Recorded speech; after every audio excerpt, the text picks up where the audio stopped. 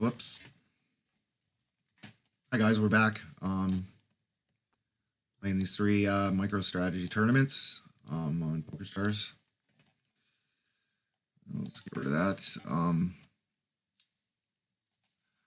We're about an hour into the session now, and we're playing a 220 bounty builder, 15k guarantee here, 8 max, 330, 2.5k guaranteed, and then we're playing a $4.40 progressive knockout, 10k guaranteed. And this one is relatively large field, 2,000 opponents in this, and this one had 8,800 in it, so a lot. This one's a little bit smaller at 1,400 players. So there are pretty large field tournaments here during the day on PokerStars. So chances of making the final table is pretty slim. I didn't pre-select. Ah, shit. King 10. Fold. King Jack. I didn't pre-select these. I don't know if I'm going to final table. This is filming in real time, so. Open with King Jack. We got a 5 deuce deuce flop. And we got a guy putting out a fairly large bet.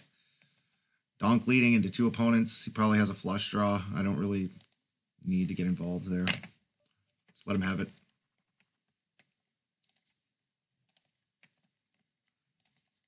Calling with 2 overcards there when this guy donk leads. Nah. He's fairly passive. He's playing fairly passive as well. So I don't know how many 2s he had in his range, but it's possible he did have some 2s in his range. Who knows? It's better just get away from that. Got a pretty shallow stack, and let's try to conserve it to the best of our ability and pick a better spot to get involved. Maybe with like ace 10 I would have called, but because I have a bit of showdown value. With King Jack, obviously, you just really have no showdown value.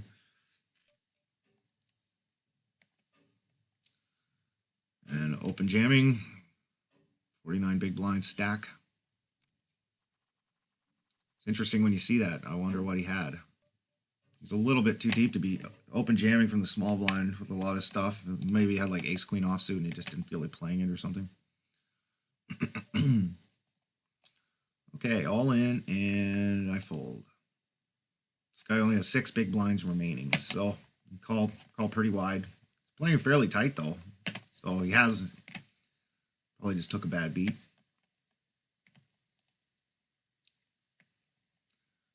These opponents, these really tight opponents, they get like a super premium hand, and then they just refuse to lay the damn thing down when the players are betting into them. So they get themselves in some tough spots. Like they'll get aces or kings and they'll hold on for dear life and they'll lose. They're not willing to release a high pocket pair, even queens on a king high board or something when an opponent's like really going at it. All right, pocket 4s with 26 big blinds. This guy open jams. We can't call. You need fold equity on your side with small pocket pairs like pretty much every time to make it correct to call. And 6-5. I open it. This guy might shove on us, and we're going to have to fold, but... Well, kind of put myself in a tricky spot. I was going to get my calculator out and do the math and see if I had enough equity to call here, but the guy called, so... Oh, we would have been dominated, too. That would have been fun.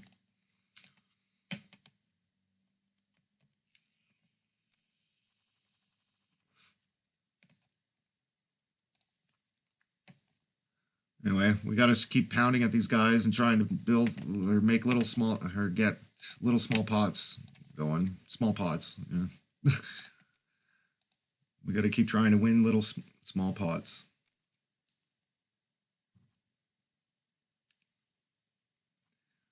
So while we have this type of stack, you know, you want to be opening up your range liberally. In late position and just trying to take things down with marginal holdings and 6-5 suited, and the cutoff is just going to be good enough. With only one shove stack, really. This guy had more chips when I had the 6-5, so there was only one shove stack. We can't be too worried about one shove stack. Can't always be thinking about the worst case scenario in a hand. So. It's quite the action going on here. Pocket kings versus jack 10 suited. And they hold.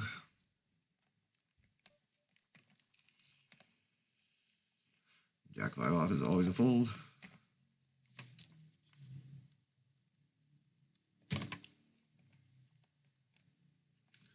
All right, 8-9 suited. There are a lot of shove stacks on the table, so this is a fold. I might consider opening it if there were a lot deeper stacks on the table, like at least 30 big blinds, 25. But there's just too many shove stacks on the table to get involved with. Suited connectors in early position now, so this guy's all in for four big blinds or 4 chips. Be interesting to see if he wins this or 7 offsuit.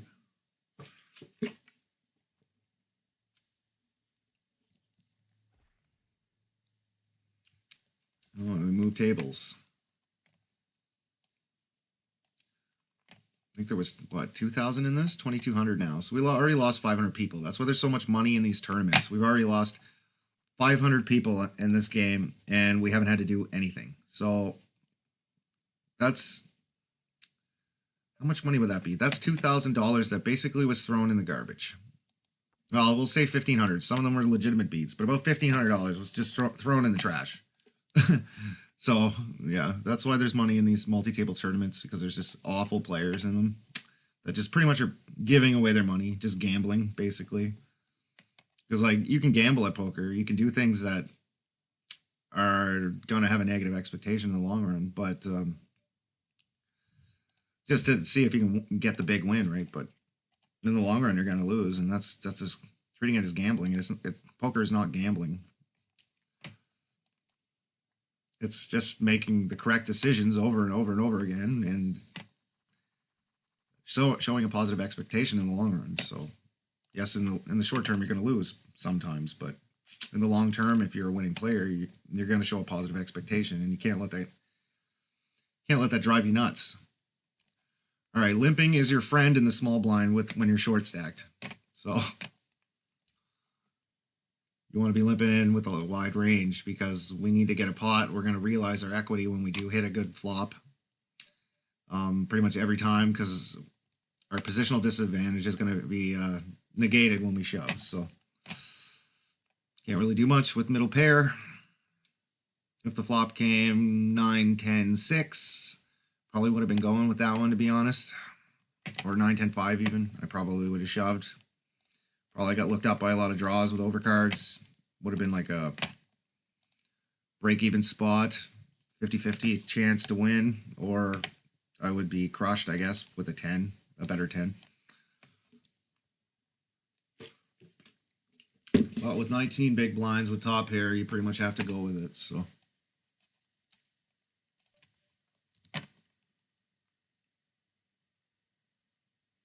Okay. It's pretty shitty. I got to fold here.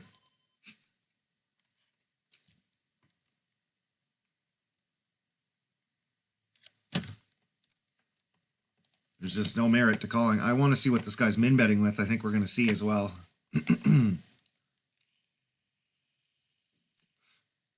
400. Darn, I kind of wanted to see what his min betting strategy was. I wanted to make a note on him, but we were never going to know.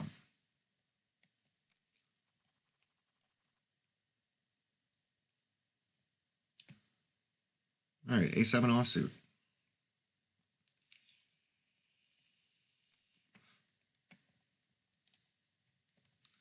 Queen 4 suited, and the low jack is a fold.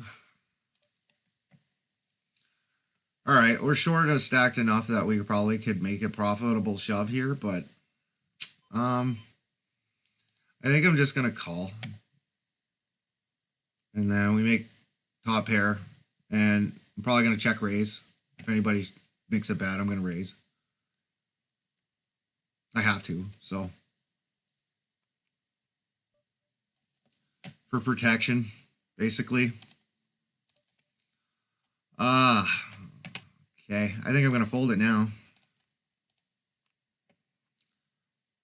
Jack 3. What the hell? Holy, do you guys see that? That's crazy. He had like no equity, and it comes Jack Jack. That is nuts. My goodness. All right, we got an ace high flop. We got two callers. My pair is a little bit vulnerable. I think I'm gonna put out like a third pot and just try to take this down right now. But it's, yeah, we got this guy min raising. Like the only thing he could really have is an ace now, so we can get out of the way. Just putting out my standard continuation bet, and it didn't work out for us. It was a very poor flop, but we were so short stacked. We got to try to take it down. Maybe I should have just checked back. I don't know.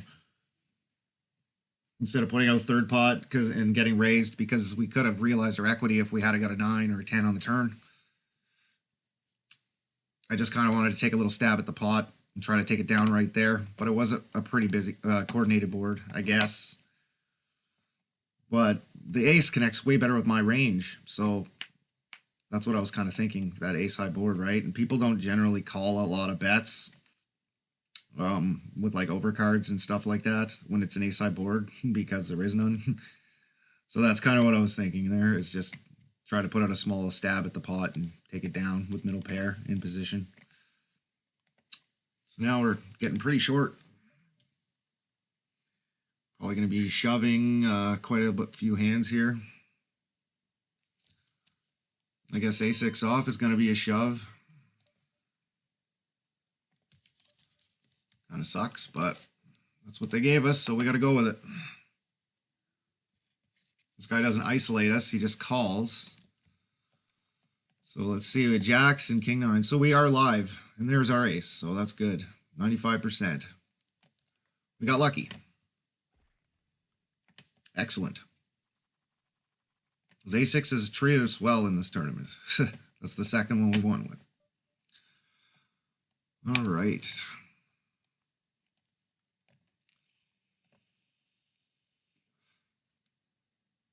And I guess they moved his tables here, so we really have no reads on our opponents. All right, we have 22 big blinds with deuces. Well, we already have a little bit invested, so we got to call. Normally I wouldn't call with deuces with the shortest stack, but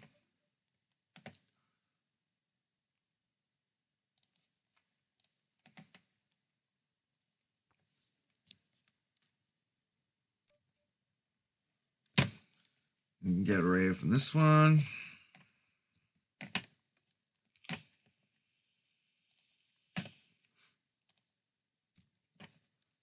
Average stack, and this is 15,000.